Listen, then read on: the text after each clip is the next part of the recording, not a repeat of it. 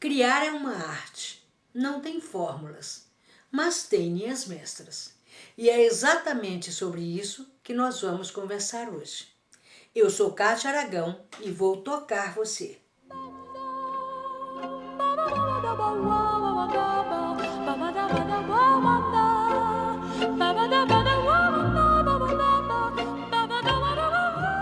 Olá!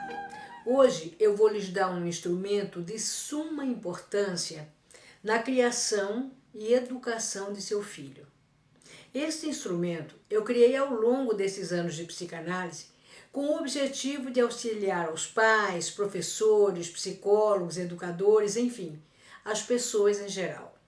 Trata-se das linhas mestras de educação. A primeira delas, e são três, é quem manda e quem obedece. Isso precisa estar bem claro para quem obedece, mas especialmente claro para quem manda. Afinal, quem manda é o adulto. Gente, toda organização, para funcionar harmonicamente, carece de um comando. A família é uma organização cujo comando deve ser dos pais. A segunda linha mestra é quem é o adulto e quem é a criança. Existem 5 provas de que os educadores são os adultos. A primeira é a prova anatômica. Não há dúvida entre a anatomia do corpo de um adulto e a anatomia do corpo de uma criança. Seus músculos, seus órgãos são maiores, enfim. A segunda prova é a prova fisiológica. O funcionamento do corpo de um adulto, evidentemente, é diferente da fisiologia, do funcionamento do corpo de uma criança. Uma mulher adulta menstrua e uma criança não.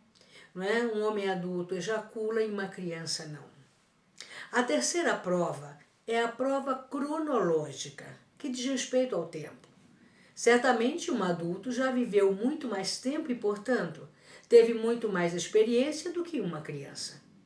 A quarta prova é a prova legal.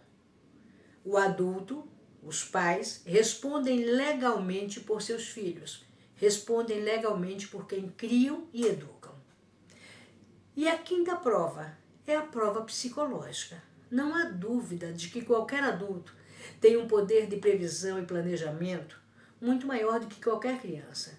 De que é o adulto que está apto a prever perigos e situações que põem em risco a vida e a integridade física de seu filho.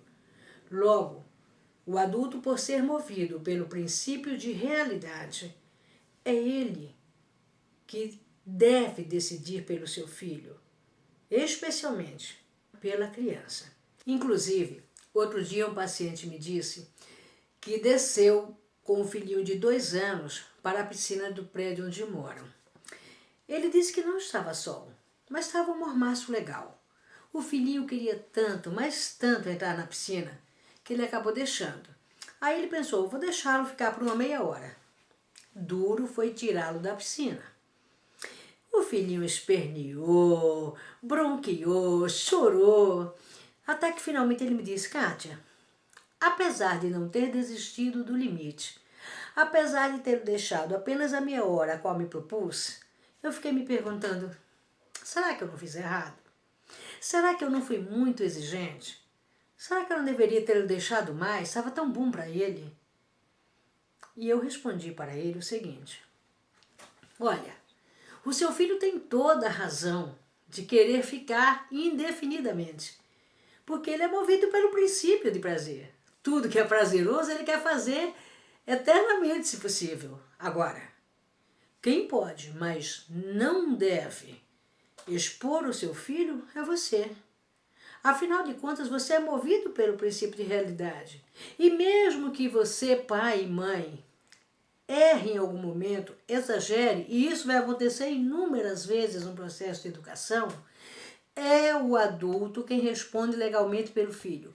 Imagine, se o seu filho tivesse uma gripe, se isso tivesse evoluído para uma pneumonia, porque ele ficou bastante tempo num dia que só tinha mormaço. Quem responde são os pais. Mesmo que você erre na dosagem, mesmo que você erre porque poderia ter deixado mais. A questão é que quem está apto para decidir pela segurança da criança, por aquilo que é melhor para ela naquele momento, são os pais, são os adultos. A terceira e última linha mestra é: o que eu estou querendo dos meus filhos? É algo absurdo ou faz parte de um processo normal de educação? Se a sua resposta é a segunda opção, faz parte de um processo normal de educação, outros pais também querem o mesmo, não arreda-se o pé do limite dado ou da decisão tomada. Afinal, a criança pode e vai confundir esses papéis. Ela é movida pelo princípio de prazer. Então, gente, tudo aquilo que é prazeroso, a criança quer fazer indefinidamente, porque é prazeroso. Mas o adulto até pode, mas não deve confundir esses papéis. Isso porque o adulto é movido por um princípio diferente chamado princípio de realidade. Portanto, é ele quem está apto, é ele quem tem competência para proteger e educar o seu filho. Afinal de contas, criar é difícil. Criar, como eu disse, é uma arte. Criar pressupõe erros. E eu pergunto, será que os erros dos pais serão muito importantes? Será que os erros dos pais causarão nos seus filhos um problema maior? Não, gente. Os pais são responsáveis pelos filhos. Os pais são educadores por excelência. Logo, cabe a eles a tarefa de cuidar. Resumindo, finalmente, as linhas mestras são: primeira, quem manda e quem obedece. Segunda, quem é o adulto e quem é a criança. E terceira, o que quero do meu filho é um absurdo ou faz parte de um processo natural de educação? Afinal, criar também implica em erros. E será que errando os pais angariam a confiança dos filhos? É exatamente este o tema do nosso próximo programa. O erro dos pais na construção e criação do laço de confiança com os filhos. Por hoje é só. Eu sou Kátia Aragão e espero ter tocado você. Se você gostou desse vídeo, inscreva-se no meu canal do YouTube e curta a minha página no Facebook. O link está aqui na descrição do vídeo. Até mais! Ba ba da ba da wa wa da, ba ba da ba da wa wa da.